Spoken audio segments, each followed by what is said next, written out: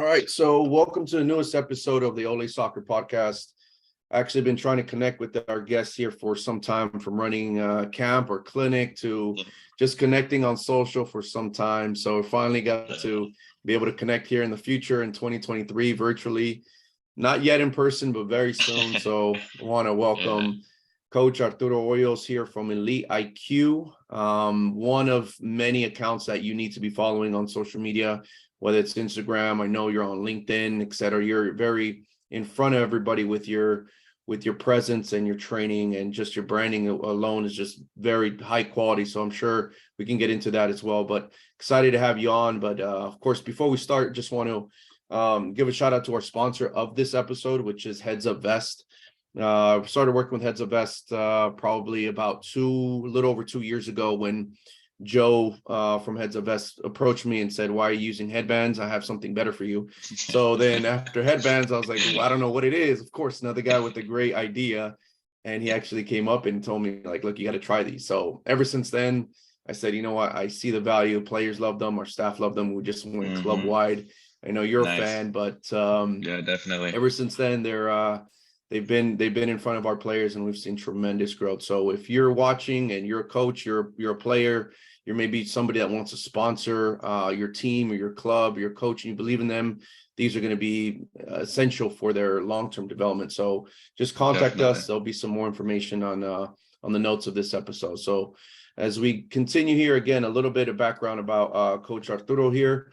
Elite IQ football. I think the name says it all, but we want to dive into his story. We want to dive into what he's currently doing, how he got there, and a little bit about yourself. So Coach Arturo, tell us a little bit more about your soccer journey. Where did it start?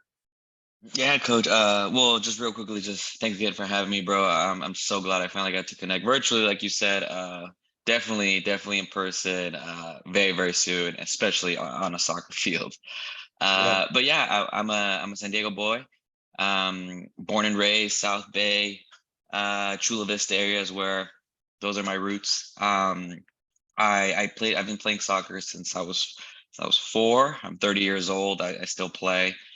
And I got into coaching when it really interested me was in 2013. I moved to Barcelona, and I lived out there for a year because I wanted a new challenge, a new goal.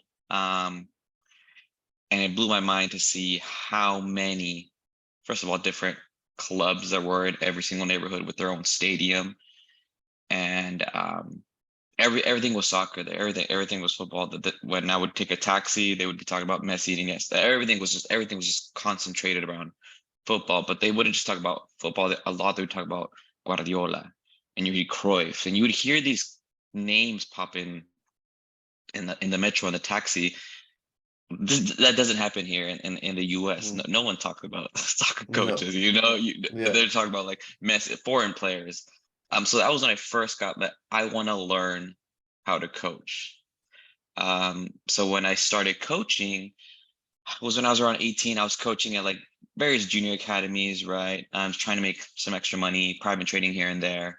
But in 2020, right in the pandemic, that's when I pretty much really started going almost all in. I was going to move to Tokyo, Japan, to be an English teacher there.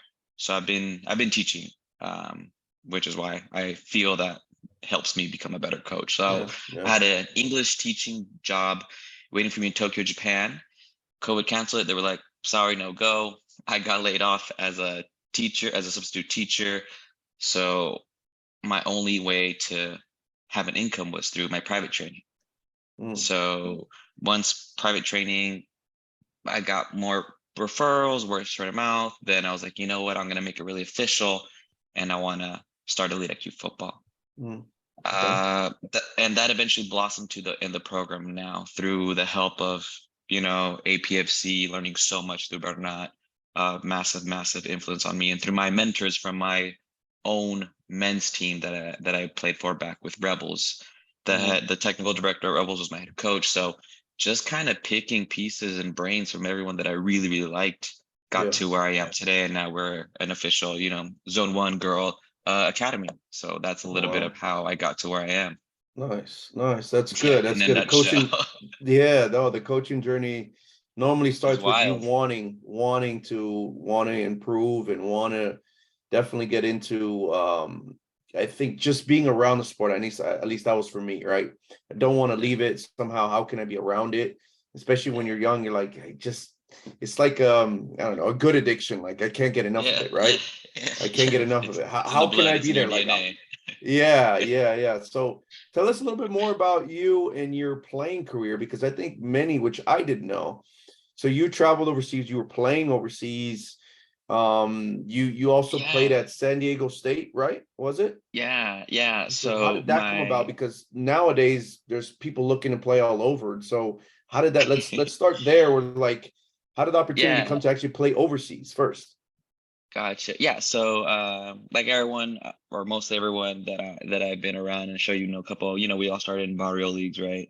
Playing Mhm. those 77 3v3s. Yeah, From there, you reach a certain age. Usually, it's like at least back in my day, U10. You start going to a quote unquote better club. Maybe it's just club, a yeah. club that has fields. Maybe that's the only Yeah, thing. yeah, Um, and so I went to there. Eventually, I was playing for the Nomads Soccer Academy. So yeah, um, I was able to play on a team that, and I went there specifically because they were playing in the best league of the country, which was at the yeah. time the Developmental Academy. So Okay. that's why I went there, because in my head I was like, Okay. Developmental Academy, that So means I have to go there. That was my way of thinking. yeah. Think differently now, but that was back then. Um, and while I was there, I wasn't really knowledgeable of what a D1 school was, what a D2, what a D3. And I mean, I didn't know much about college soccer because it wasn't really talked about as much growing Yeah. up in my household.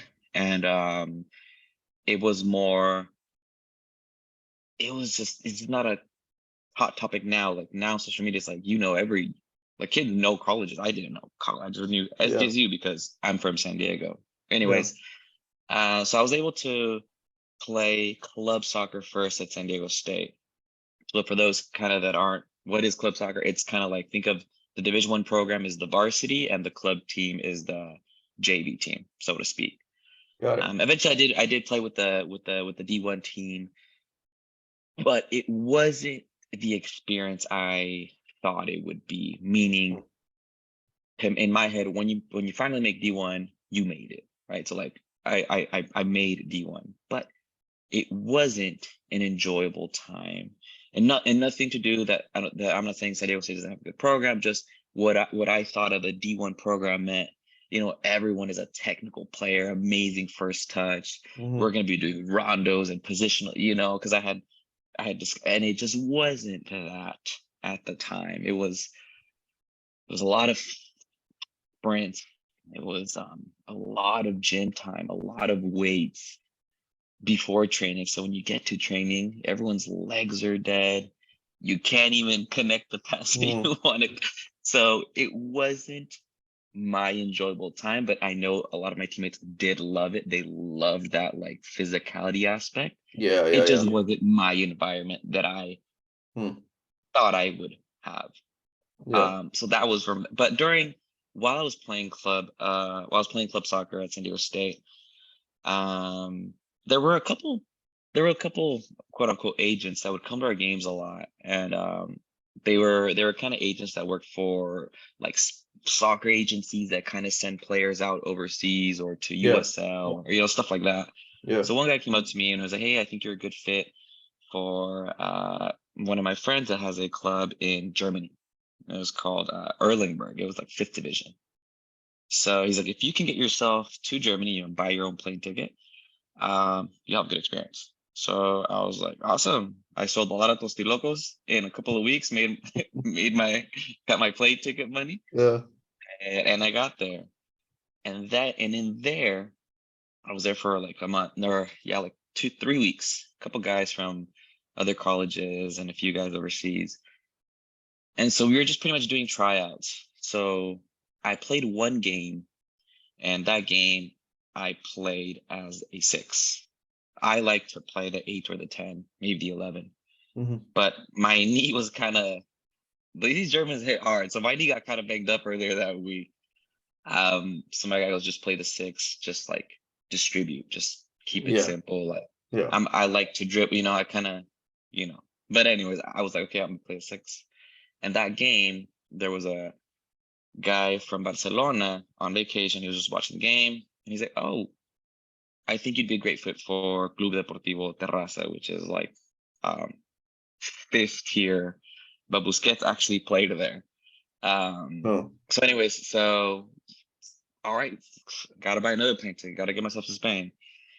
I got there, didn't make that team. They're way too good. Was in the Rondo forever, never got out. Just insane players who are like, yeah. butchers and taxi drivers, just Yeah. blue collar guys. But long story short, it didn't work out at Terraza, so I ended up at Club Deportivo Moncada, which was Primera Catalana, meaning like fifth division, fourth division in Spain, and first division in Catalunya, which is Hmm. the region where Barcelona is in. For Yeah. those kind of wondering what is Catalunya or whatever, Hmm. and that's how I got there. So I was there a whole year. Um, Played well, loved it, blew my mind by just seeing how everyone was just technically unreal in my eyes, but to them it was regular because Yeah. that's all they Yeah. know. Yeah. And whatever. So after a season, the season ended. They decided not to extend my contract. They were like, you know what, like you're a foreigner, we'd have to like look into a visa, so it's like they can just pick up another guy Yeah. just as good or better. Yeah. So that was during my like junior year of college. So I came back, finished up in San Diego State, and then continued playing throughout. Wow. So, Wow. but but living in Barcelona is just. I mean, I'm a Ronaldinho fan before I was a Barcelona fan, but Yeah. just it, it's just a sensation of just how are you this technical? Like they kick the ball 100 yards in the air, and I'm just like, Yeah. but that. So, anyways, that's the main reason why I wanted to learn more about anything that come out of Hmm. Spain, whether it's a Hmm. positional Hmm. game or even a direct game like Hmm. Atletico right now is kind of doing. But I fell in love with that, and I still am. Yeah, no, I want to kind of touch into that journey right now. And Yeah. I'm sure this is how you probably saw coming back, right? After those experiences of you, and if you don't live it, if you don't see it with your own eyes, if you don't really get out there and sometimes even travel to see, because we all live in a bubble, right? We all live in a Yeah. bubble, and San Diego's Yeah. bubble, LA's a bubble, the US is their own bubble, no bigger bubble, but the way that the world's game is, the level, the quality, what you experienced was a first-hand experience and actually playing, right? And how they executed, how they trained, how they thought, Yeah. how they immerse themselves in the entire culture. It's a entire culture of like basically their day, good, bad, not so good, whatever it is, like it all revolves around the sport, right? Yeah. It's just everybody that talks about it, you said from the taxi guys to everybody who's involved, right? You go around the corner, Yeah. you It's can't get away everything. from it, right? So Yeah. do you feel like how much of that experience right there influenced you to now to find your own path in the way that you coach now, and what you look for and what you ask players to do? Do you feel how much of that do you feel as a person and as a player influenced you? Yeah. As a player, it influenced me first as a player because I was a player at the time, and it just made me see the game different in the sense Mm, where I thought I was a good player. mm, And I came back, I was like, no, I'm not a good player. I'm maybe a good player in San Diego, mm, but if I go anywhere in Spain, just because that's where I was, I'm just an average player there. But mm, so I was like, everything that I saw from Spain, I want to bring it back and kind of just inject it into my future players. mhm. I want that because I know eventually some of these players will go there, or at least that's the goal through their own journeys. But I fell in love with Orlando. It's Yeah, because I mean being out of it, right? Because yeah, once you're yeah, out, oh, it's just boom, yeah, boom, boom. It's yeah, just so we would do rondos every day as a warm, like every day. The goal is just unreal. So that is still in me. I want to keep learning about other rondos, right? Then there's like directional, and so there's just so many now. But I Yeah. didn't know that. If I didn't experience being in the rondo and never getting out, Yeah. I don't think I'd be such an advocate for the rondo. Even though I Yeah. know some like there's no dribbling, but in the grand scheme Yeah. of things, I think it's a staple.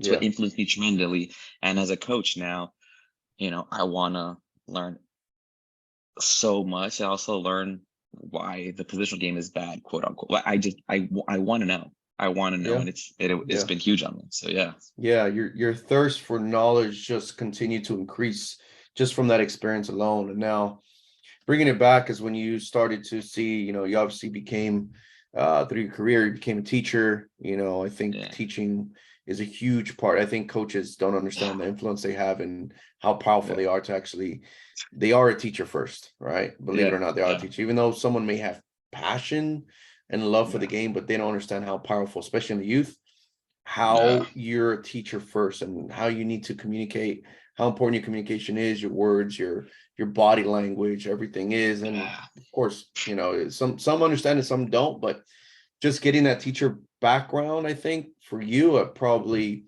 in combining the passion, That how was has your massive. teaching career and coaching now they're coming together? How important was now you getting your education in teaching, right? Formally, to now bring your passion and combine them both for your players now. How important was that for you? Honestly, being a substitute teacher was now thinking, it's one of the best decisions I ever made, because being a substitute teacher is very different also than just being like a regular salary teacher. And the way I did was I decided to be a substitute teacher where you can teach kinder all the way to 12th grade. So every day, randomly, I'd get my app, boom, boom. Today you're teaching second grade. Oh, okay. Tomorrow you're teaching 10th grade. And it's so I had to adapt quickly, and I had to, okay, to these kids, I need to speak this way and this slow or this fast. With these kids, the older ones, the cooler ones, I gotta be very strict.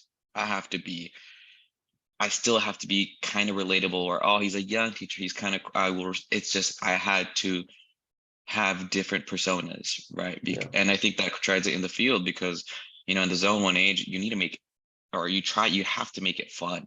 Yeah. So you have to be a fun coach, an energetic coach. You can't Mhm. be a serious, hey, no, that's not going to work they're going to Yeah. quit the game.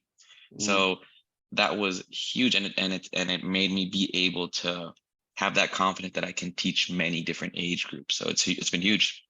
Yeah. Yeah, yeah, and in your teaching career background before you became a teacher, did they ever explain the stages in which kids learn, what their brain is roughly, going through in different stages at all, or did you have to learn that on your own?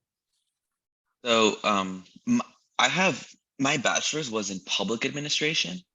I didn't get a degree in education, so my public administration classes didn't teach much about education. I kind of took it on my own to kind Mhm. of study just literally the brain. I literally Googled like brain development or something like Yeah, that one Friday yeah, night. And it just a lot of different leagues popped up, and okay, this guy seems legit. This girl, and then after a couple, I found a pattern of which ones were accurate, and then yeah, I was like, the brain's developing until it's like 25 or something like that. So it's like that's these little crazy. sponges need to literally give you like the best information because they will absorb it. So if Yeah, I say one thing that's incorrect, they're going to absorb that incorrect information. It's going to stay there for a minute. yeah, And they might say yeah, it. So yeah, I had to like super, I just had to be prepared, bro. But it yeah, helped. yeah. It's tremendous. It's helped me out a lot as a coach. Yeah, of course. And I think I don't know about you, but speaking from experience, like when I first started coaching, early 20s, started coaching high school. The last thing I remember, I was just like, I just want to be around it, right? I Yeah. didn't the latest thing I remember was what I was doing in college, right? What I was doing, and as far as the memory that I can tap into was the exercises we were doing in college, whatever it was, right? And was it appropriate, and was it what the needs of those players were? Probably not, right? Yeah, man. Probably not, to be Yeah, honest, most right? likely not. Yeah. And then you Yeah. get into like now it's like the importance of what you're saying, you wanting to learn. I think that's key for any coach or any person in general, like Yeah. anything, you got to want to learn, like what is it that you really want to do, and how can you do it to the best of your ability, and who are you serving or who are you working with to be able to get the most out of those, let's say, players in this case, Yeah. right? And Yeah, so I it's think tough. that's a key thing that I a lot of coaches sometimes, and of course it's everybody's journey, but the easier we can make it, like part of this conversation is just to do that. You know what? I never thought Mhm. about that. Right. Yeah. I coach let's say U9, kids, boys or girls, whatever. But how do they think? Like what are they ready for psychologically? Right? Like what Yeah. is it all intense? Like I have a flight one team, I have a pre ABCDEFG league team, like Yeah. they need this, they need, but then they like you might burn them out because the way that you're Yeah. thinking, you're drilling them. You're drilling them Yeah. like you need to win. We have a top team, but then again, they're kids, Yeah. right? So do you They're gonna see reach that? burnout. Oh, dude. Yeah. Yeah, it's a sad thing that I think it's like an I don't think it's intentional. Like I think the parent, well, many times the parents or whoever is kind of in charge of that child is just like winning. We gotta win. We gotta go. Like me, I had to go play with Nomads because they played in the number one, but it didn't. It wasn't the right move for me because I wasn't playing as much. If sorry, I wasn't playing as much. If I would have gone to another club that was playing maybe like one league lower, then maybe more eyes would have seen me. So it's just I just want to be that coach, kind of like yourself, where it's like, I'm gonna give your child what's best for him or her that will give her the best benefits when she's 16, 15, Mhm. because yeah, it's like we gotta win, we gotta whatever, we'll play like bottom flight, but we'll get that trophy. It's just like, Yeah, yeah, bro, no, man, come yeah, on, yeah. uh like for example, my my 2014 girls team, they're a flight one team. But we played this weekend against boys 2013 that are flight one. Oh, And the reason was I was like, these girls need to get their, yeah. blank kicked. Hmm. They're used to just winning and they win with their club team and they're just always winning. And I'm just like, you need to get smacked. Like Yeah, you need to lose so that that, oh, whoa, I yeah, played against human beings that are better than me. What? Yeah, dude. yeah, yeah, Because you're in a bubble of LA, San Diego. What happens when you play against the good teams from Texas or East Coast? Like, are you going to be yeah, able to like accept the loss and then be hungry again? So yeah, we yeah. lost. I think it was like 8-5 or something. But the first half we got smacked. I think it was like 5-0. But the second half, it was they were, okay. We need to adjust, and fantastic second half. But it caught them off guard, and I was like, exactly Yeah, that. And the parents need to see that. The yeah, parents need to see that their kids are not Messi or Alex Morgan. They're still kids. yeah, So and yeah, exactly exactly. like we lost, but to me it was a win, a huge win Yeah, because we yeah, got mentally better and we accepted yeah. some certain things, and it was awesome.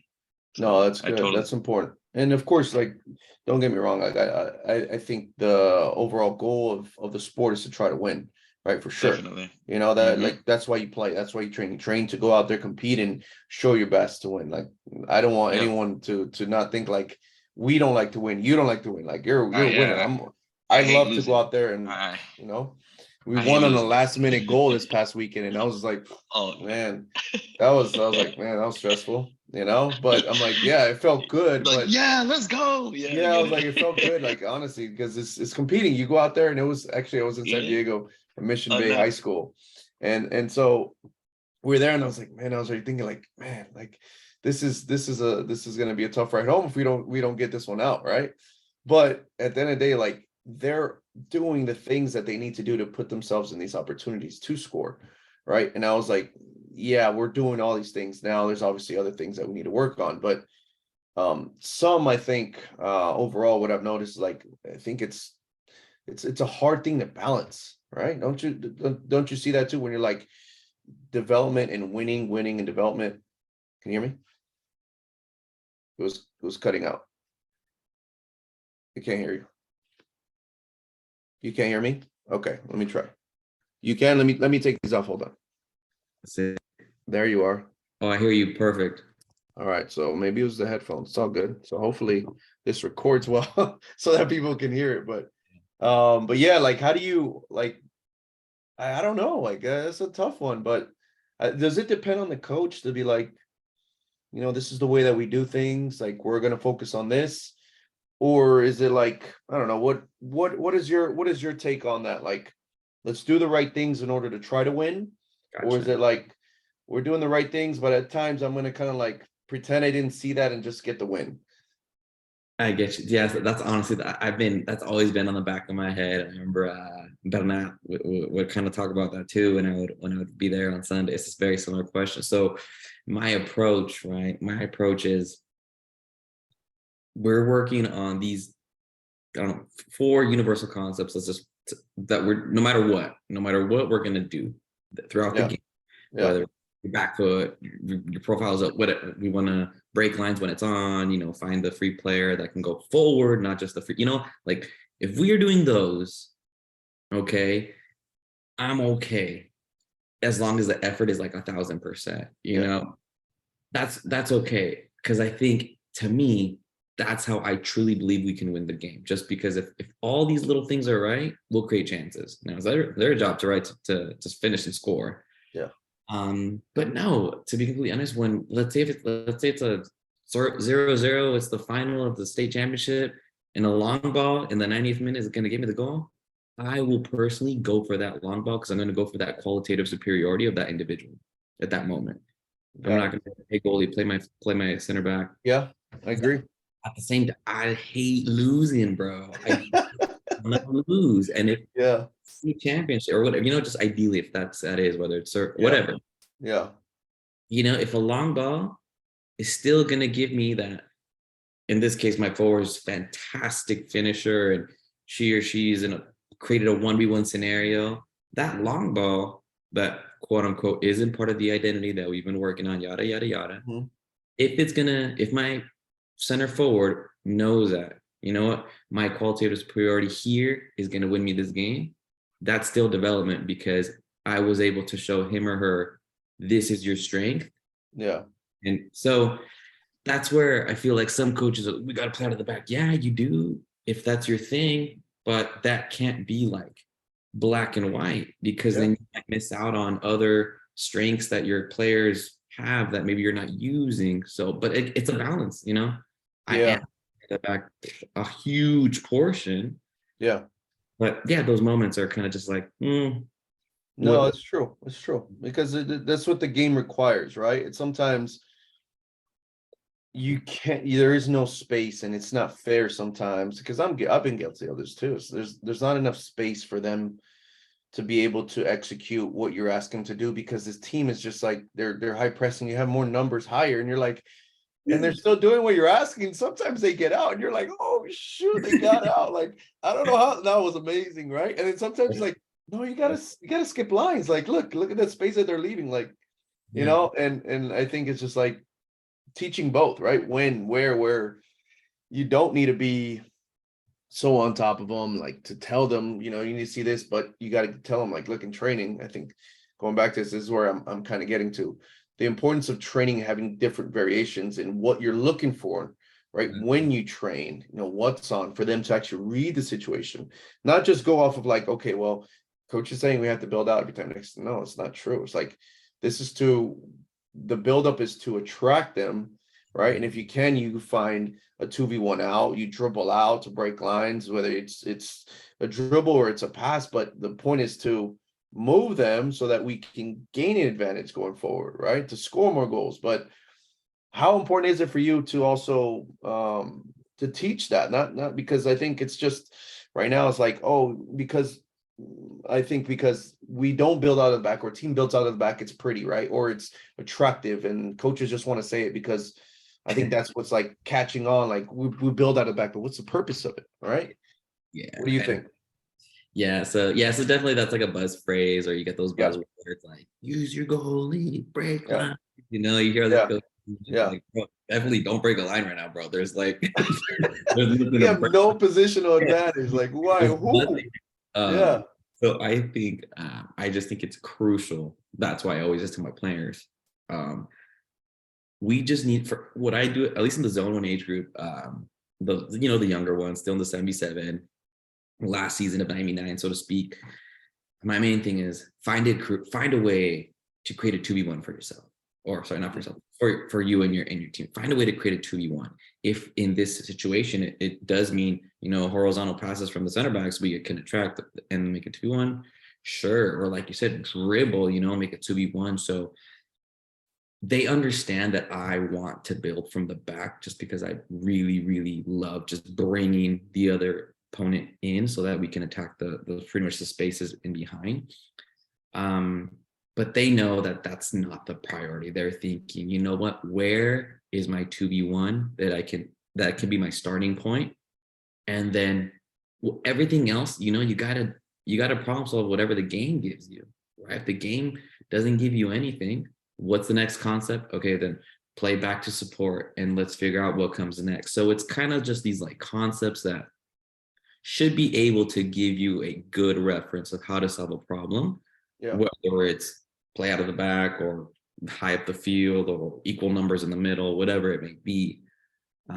So yeah, it's not, but yeah, when you ask them, if little plays out of the back, well, yeah, but don't label me as Arturo's possession based. It's no, dude. It's there's these concepts, but we start. We will definitely skip if we need to. So, like you said, you got to balance it. And I think for me, the concepts is what helps kind of take that label off, because those concepts will solve anything, in my opinion, from what I've studied. No, I get you.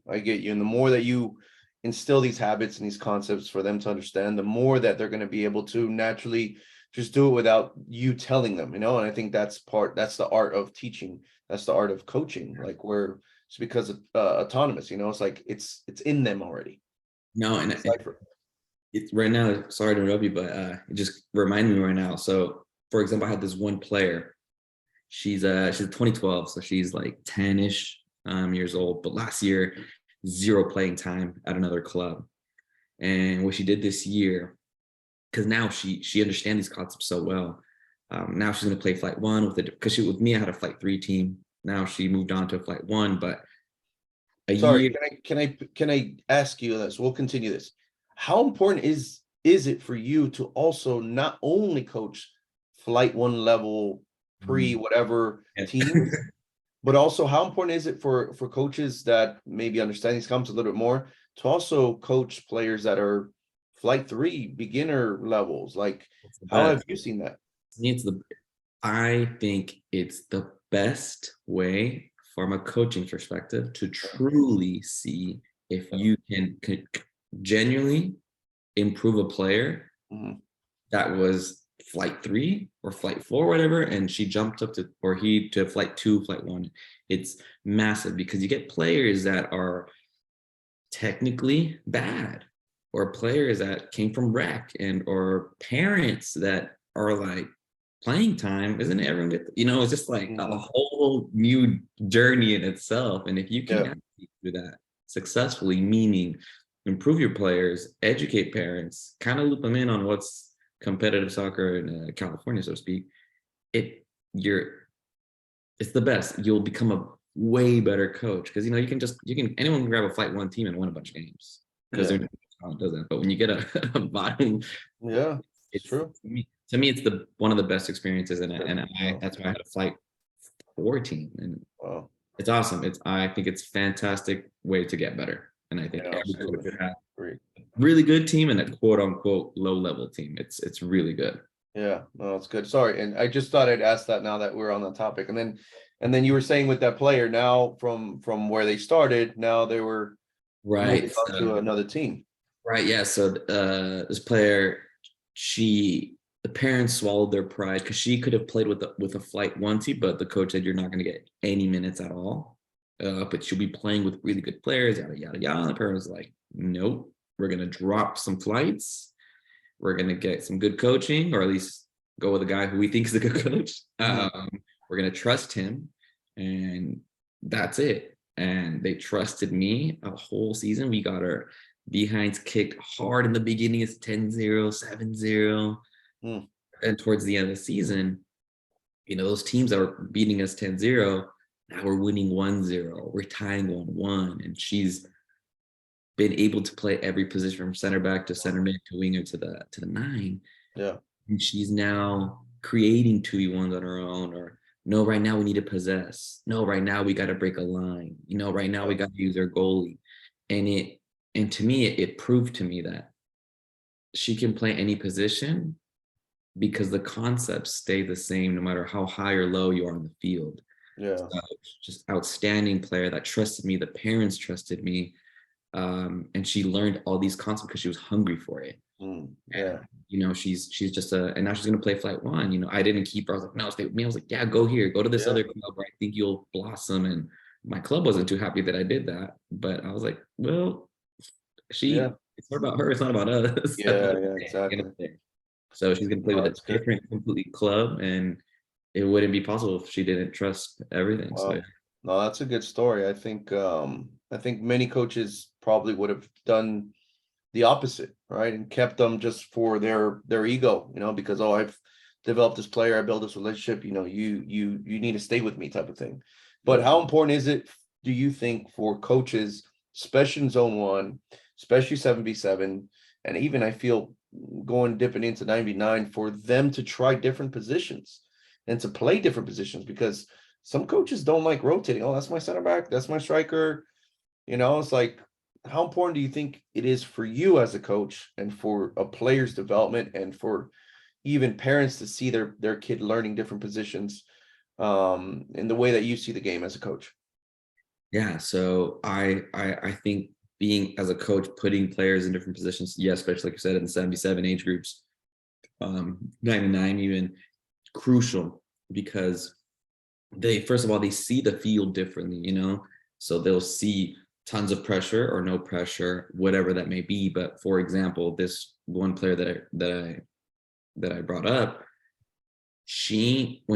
I had to play center back because I was like, you know what, you've been doing pretty good, but you're struggling on like when to dive in. Let's throw you in there, kind of struggle for a bit, 3 weeks straight.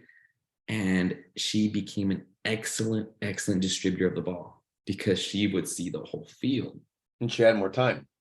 She had more time on the ball, right? So more time, better decision making. So she was able to, the concept that she was able to get down is, I always say, find the free player that can go forward, right? And she would like, she would look and she would see a free player and she wouldn't give her the ball.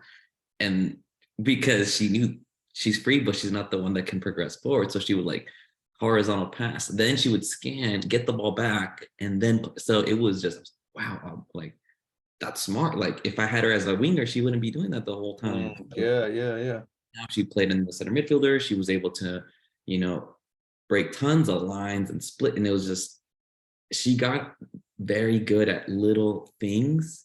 And I'm like, when 10 years from now, all these little things, if you play center back, you're gonna be a complete center back. You're gonna be able, like, total football. So I think it's massive because you expose them to a lot more uncomfortable situations that they should be able to solve in uncomfortable situations. That just makes them better. That's important. No, that's good. That's a very good point, because I think us as coaches and parents, we want to see our kid succeed. We want to see our kid do well. And if we relieve that struggle for them, they're going to have a lot more fun. When sometimes maybe we're doing them more harm as coaches because they are comfortable, or parents that say, oh, but I don't know if you receive this, because I receive this sometimes. Oh, my mom and dad say I don't play this. Yeah. Have you got that? Oh, they told me that I can't play this. I'm like, what? Like, no, I'm not your mom and dad. You're gonna play there. Like, you're going, go. Yeah. You're gonna learn. Did you get that? I got that so much. I would switch them a bit because, again, hope you're listening, parents. Yeah, please. They were just like, I mean, they're flight 3, flight 4. So I'm like, dude, you need to learn a lot of things. Yeah. If you really want to play flight 1 or whatever next season, you gotta be ready for every position, because now there's more talented players and the concepts. Yeah, you're there, but can you execute them now at a higher level? Just I remember I was one of my wingers, right, or whatever. I was like, you're gonna play defender. You haven't had any successful 1-on-1s. You haven't crossed. My mom and dad said I can't play defense. I was like, dude, I love that. You're gonna play defender, have them call me after the game. But I was just like, it's just that statement was just so funny how she had the cop. I can't, coach. Sorry. I'm like, Like, dude, no, sorry. Like, I can't play. My mom and dad told me I can't play there. I'm like, no. Like, what? Is your mom and dad the coach? Like, yeah, it's who's the like coach? over there, go to the back. All right. It's like, all right. Oh, that's funny. Yeah, because I think those are like universal youth soccer problems as coaches. Like, yeah, you get that. And it's like, again, sometimes we don't know, we don't know. I think nobody can really foresee the future, and what position they're going to play, especially 7v7 ages, like 8, 9 years old, 7, 8, 9. You don't really know. And the more that we like hold them to a certain position, the less, like you say, they're going to grow, they're going to experience, see different things. And also on the flip side of it, on the defensive side of it, like how to attack a player like that. What weaknesses do they have that I can attack and exploit? And then also, how can I now defend a player that plays that position? Because you got to think like them too. Exactly. Right. So I think there's so many things. But to me, and I'm sure maybe you can talk about this a little bit more. The learning happens in training, right? Would you agree? Instead of like just throwing them in the game, like that's easy to say because you're going to play here. But if in training there isn't a foundation, there isn't like the teaching that we talked about happening to be able to execute, to be able to understand where to be, then it's you can just throw them in there. But if they don't have the learning during the week, I think it becomes a little bit more difficult. Do you agree with that? Yeah, I do agree that I think training, at least, if you're training with let's say just an organized club and you have the coach follows, he or she follows some sort of curriculum, some sort of method, they are consistently working on these certain principles and concepts that when you kind of get them down with, correction on the spot or whatever, Yeah. game, you can kind of just, here you go, just execute them or almost execute them, or, I can see as long as the idea is there, like, oh, she was literally trying to do what we just did last week. Yeah. I think it goes hand in hand. I think I tell my players, dude, the game is just another training session though, because we're trying to work you guys to play, whatever, national team, D1, D3, whatever, varsity, make your whatever. It's just, and again, zone 1 age group, right? That's what I'm talking about. I'm like, it's just another training. It's just, here's where I want you to execute. Here's where there's a silent, there's more like distractions. Can you do it with your parents yelling at you, all this stuff? Yeah. But yeah, I think training is really, here's all it is, boom, boom, study, and let's apply it. So I do agree with that 150. Yeah.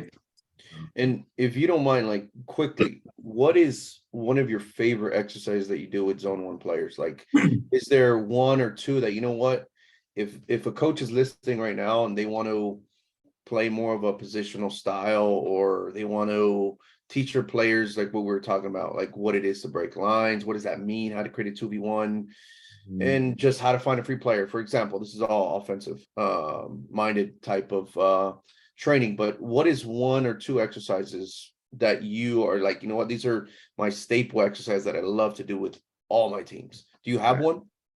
Yeah, I do. It's one of my favorite ones. As a player, I love doing it. As a coach, I love seeing it. One of the ones, very simple. You just need cones. You don't even need a goal or anything. Just some cones, and it's the 4v4 plus 3. Okay. Right, where you have 3 neutral players. One's on the end line, one is in the middle, and one's the opposing end line. And these 3 neutrals, right, they're going to give the ball to whoever has possession, right? The 2 on the end lines, they're not going to come in the grid. They're just going to go side to side. And the one in the neutral, she's just roaming, trying to be available for the team. But the reason it's really worked for me, especially with the low, like flight 4, flight 3, I make the space a little big for this group.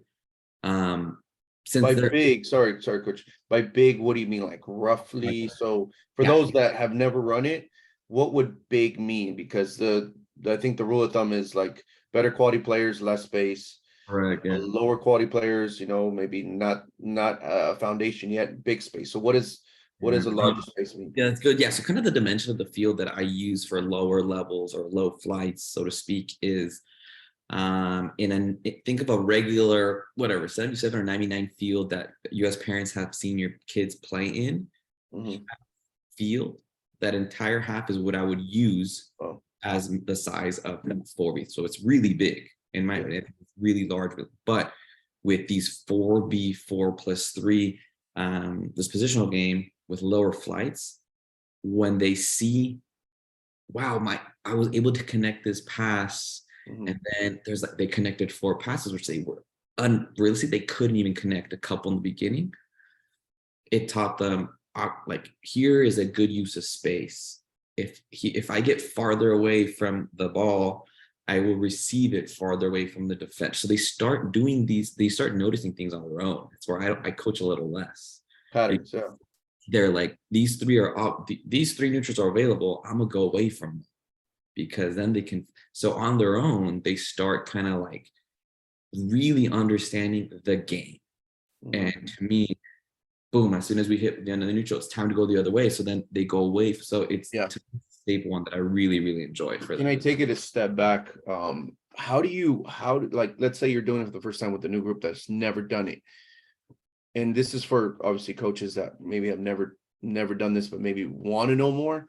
Mhm. How do you explain to the players what they're looking for? What's the intention? Because I'm sure you get it. But coach, when are we going to score? Like, why are we doing this? Like, can you explain like how you as a coach, okay, Yeah. this is what we're going to do. Obviously, you probably have a board. You explain Yeah. to them, but like, how do you explain it as a teacher? Right, And the purpose of this. Yeah. So pretty much what I did was, or what I do, I definitely bring my little whiteboard. It's like a small little whiteboard of a soccer field, and we start from a rondo, and then we progress into that positional game. Got it. I'll make a big rondo. It's just like, let's just say like 8v1 or whatever, 8v1. And I tell, let's find the player that has the most space, the most space farthest away from the defender. So what do? They start on their own, like getting away. They kind of start getting away. And they love when they receive the ball that they have tons of space. So they're like, oh, I like the ball now because the defender's really far.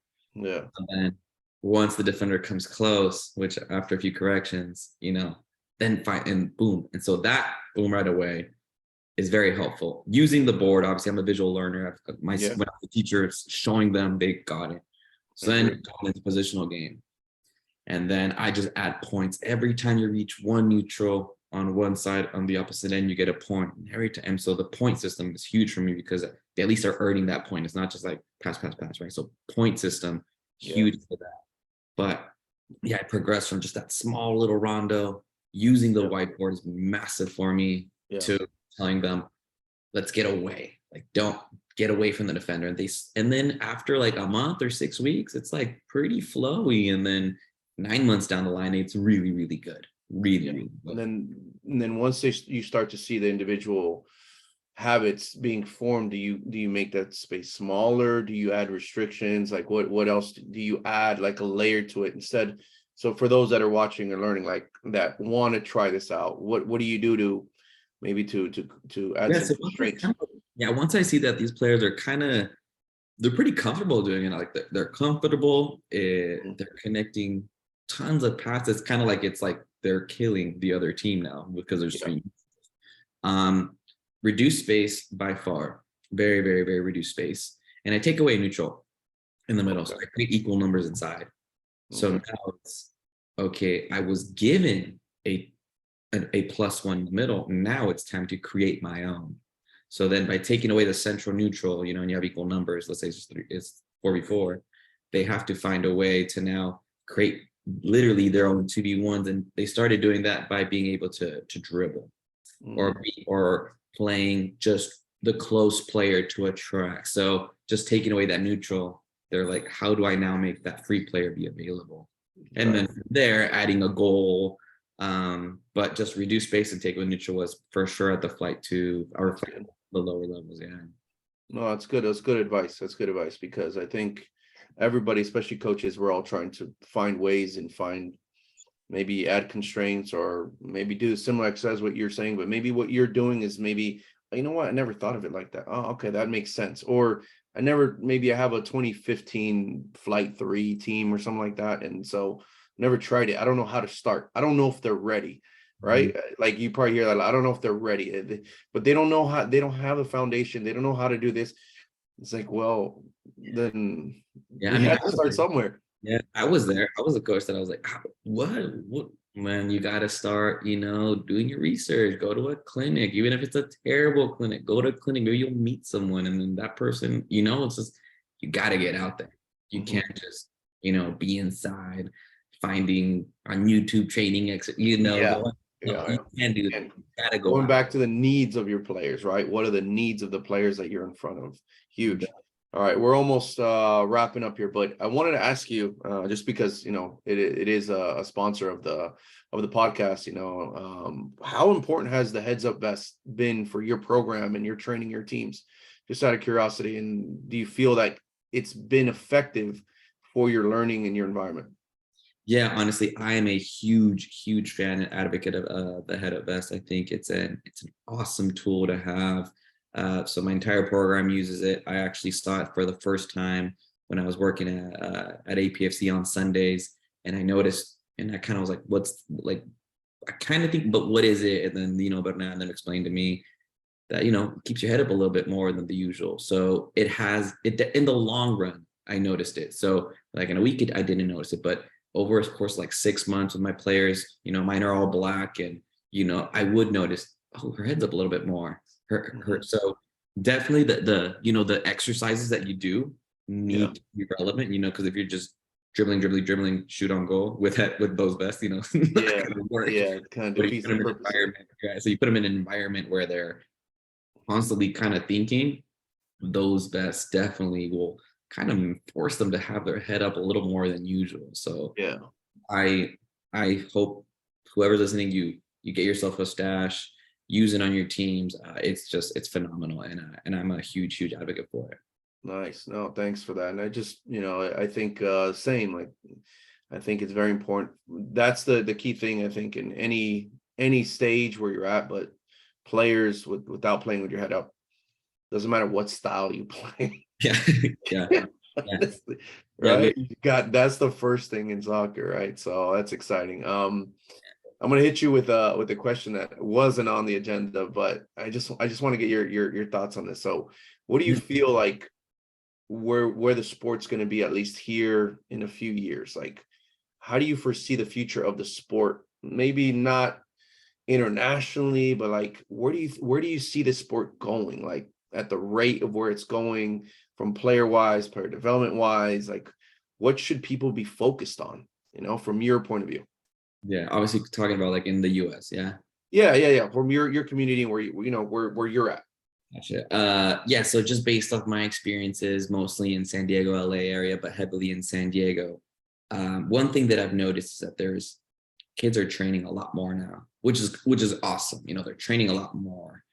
There are more leagues than I had growing up. So I truly believe that the US is definitely fixing some things, when in the sense there's more leagues, whether they're very, very expensive or very, very affordable, there's more leagues. However, the one thing that I think can restrict us winning a World Cup is just On the men's side. On the men's side. Women's they're other countries are catching up though. Yeah, right? I agree. No, definitely. Up to the women's, but speaking like for the men and the men's side, I just think that the federation itself really needs to dig deep in the grassroots area, because the amount of talent that we have just alone in LA and San Diego is unreal. It's unreal. So many players that if they're put in very good environments with training, we should be winning every single World Cup for the rest of our lives. Not if Brazil or France has anything to say with that. Argentina, we should. As a coach, that's how I should be thinking, right? But I do believe that, because we have facilities, San Diego year round. But it's just, what's the excuse? What's the excuse? If Croatia can have 4 million individuals and do so well, why can't the US? And it starts at the grassroots level with having proper training and coaches. So Yeah. No, that's good. No, thank you for sharing that. And Mhm. last thing, as we wrap this up, any books you would recommend for anyone that is listening, whether it's a parent, coach, or anything that you would recommend to read, that you have read in the past? Yeah. My current mentor, his name's Matt Emmer. He's a technical director over at Albion South. He recommended his book a few months ago. It's called Developing Youth Football Players by Horst Wein. Horst Wein. If I butchered the name, I'm sorry, Horst. But it's just, to me, it's like my new Bible. It has so many good things. If you've never played, if you've never coached before, or if you've coached for 25 years, it's just why you should do a positional game. What does the rondo lack? What individual? Yeah, it's just so well written. The language is easy to understand. It's not complex. I absolutely, so again, it's developing youth football players by Horst Wein or Wayne. Did you go on Amazon and just type that in? Yeah, just go on Amazon. It's probably like $20. Okay. That's the one I recommend from the coaching side. I think it's just fantastic book. Absolutely. No, thank you. And then where can more people find, your work, what you're doing, your projects? And of Yeah. course, I didn't even tell you, I want to give you a shout out. I saw that you're the new director of surf there, right? Yeah, man. So tell us a little bit more about that role. Yeah, so I'm the new girls program director over at South Bay Surf. South Bay Surf used to be the FC Barcelona Escuela, so it just transitioned into South Bay Surf. So I'm the girls program there. I will be coaching one team. The age group is still to be determined, but yeah, my role there is to build the girls program at South Bay Surf, because that's what we're lacking. So they thought I was the right guy for that. And I mean, I've been very busy this couple of weeks trying to do that. I'm sure as the yourself. But yeah, so that's based in Chula Vista, South Bay Surf Soccer Club. For anyone that's local in the area, definitely come to tryouts in a few weeks. So if anybody listening knows someone in that area or wants to come check it out, the type of training that we talked about, and the type of development we were discussing here back and forth, I think something worth checking out. And of course, Elite IQ is something separate. Right? Yeah, so Elite IQ football is separate. That's specifically a Zone 1 girl academy. So specifically targeting girls in the Zone 1, meaning 77, 99. And that is, it's separate. It's very separate from South Bay Surf Soccer Club. I'm the founder of Elite IQ football, and I'm the one that's running all the training sessions, the video, analyzing all that good stuff. Right. Yeah, those are pretty much my two projects. And then if somebody wants to connect on social or reach out or just ask questions, what's the best way? Yeah, so you can reach me through social media. I am on Instagram, LinkedIn. Those are probably in TikTok. It's elite.iq.football. So okay. We'll add that in the notes too here. Yeah, you can catch me there, or my website is eliteiqfootball.com. So all right. Reach out for any collaborations. Yeah, that's where I'm at. Cool. Any last thoughts before we head out? Before this goes live? Nah, I hope we get a clinic going on very soon. I'm sure it'll be fun. So stay looped in, guys. Anyone?